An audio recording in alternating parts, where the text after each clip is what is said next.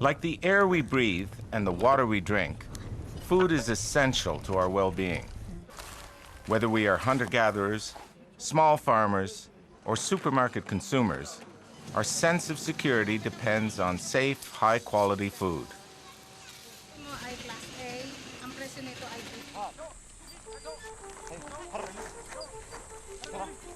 Since the beginnings of agriculture, people grew their own food, or knew who grew it. This bond between producer and consumer helped to ensure food quality and safety. International trade in food has grown over thousands of years. Today, an abundance and variety of food never before possible travels the globe. But how can we be sure our food is safe and of good quality? One answer is Codex Alimentarius, Latin for food law, a collection of rigorously defined standards to ensure safe, high-quality food. In 1962, two UN agencies, the Food and Agriculture Organization and the World Health Organization, together created the Codex Alimentarius Commission. Codex benefits everybody in the food chain, especially consumers, by protecting them from food-borne hazards, and producers by increasing access to international markets.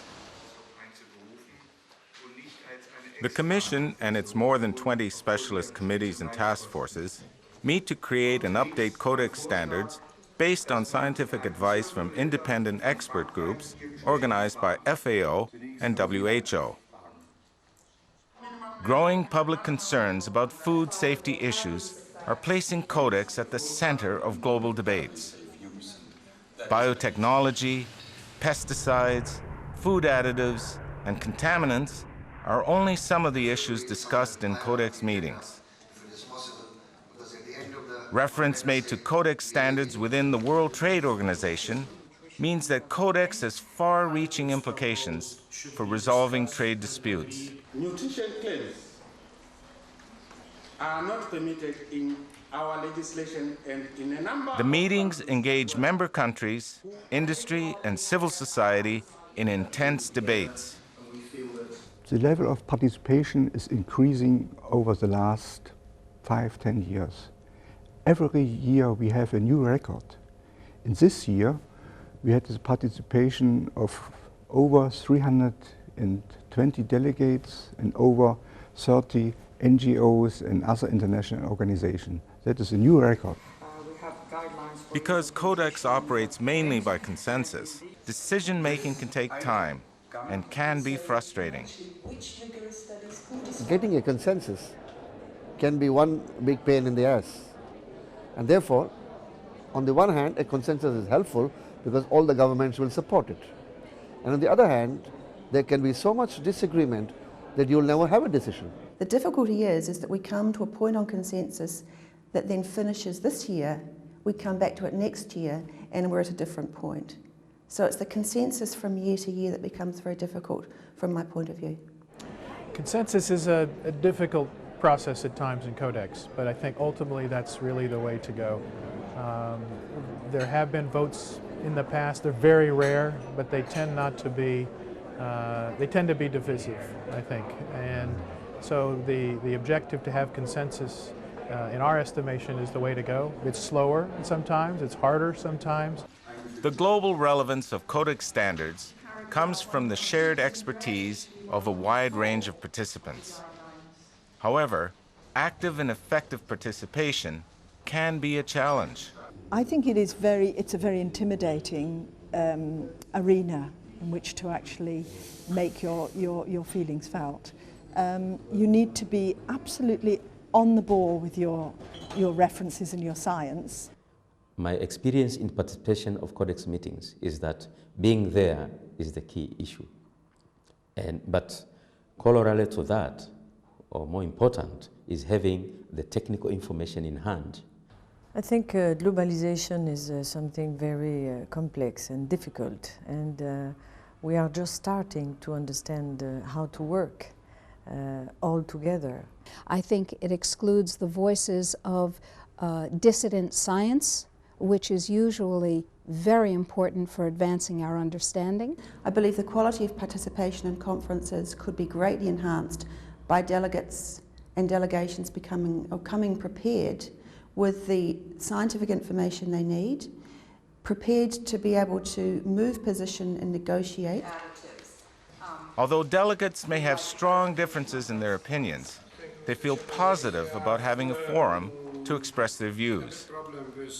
When I came into a Codex meeting first time in 1998, it was a club of the rich countries. But in 2005, it no longer is.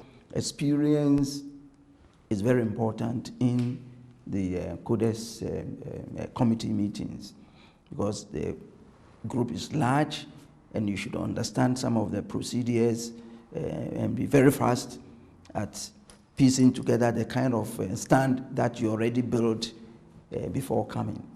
Many countries, like Thailand, are using Codex standards to help their farmers tap international markets. We want to be the kitchen of the world. We care and respond to our consumer. So for better living of our people, our own, we try to promote the Codex standard. A few decades ago, poor hill tribe people in northern Thailand were growing opium to survive and harming their environment through slash and burn cultivation. In 1969, the King of Thailand launched an innovative project to help hill tribes move from opium cultivation to producing high-value, exotic fruits and vegetables. The Royal Project conducted research on highland agriculture and worked to improve both natural resource management and quality of life. In its first 2 decades, the Royal Project enabled over 85,000 people to gain stable and prosperous livelihoods. It reduced opium production from 300 to 6 tons a year and replanted and reforested degraded lands. Building on these successes, the Royal Project began expanding the safety and quality of agricultural products by applying Codex standards and codes of practice.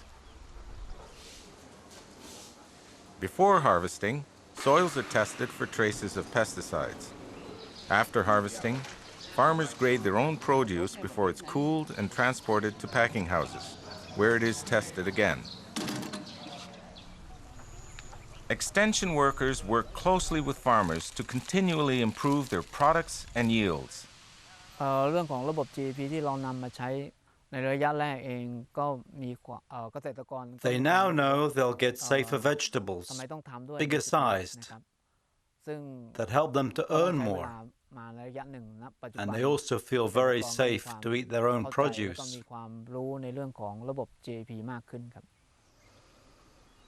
As their skills increase, hill tribe farmers are becoming more confident about investing their time and money in cultivating new crops. They learn that only produce that meets safety and quality controls can be marketed. As production increases, Thailand intends to market the Royal Project's high-quality products around the world. Our farmer is a small-scale farmer, smallholder. We know that for smallholder it's very hard for them to follow up the standard. But for our countries, we try to promote them to follow. We know that the quality, the high quality and safety is very important for our world market.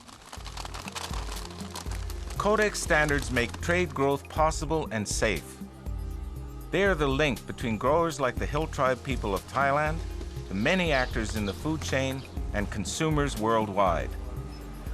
More and more developing countries take part in this process, in many cases assisted by the Codex Trust Fund, which strives to finance and train participants from such countries to enable efficient participation.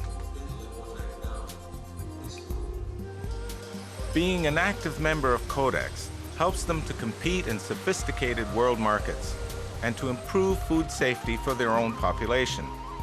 At the same time, exporters know what importers demand, and importers are protected from substandard shipments.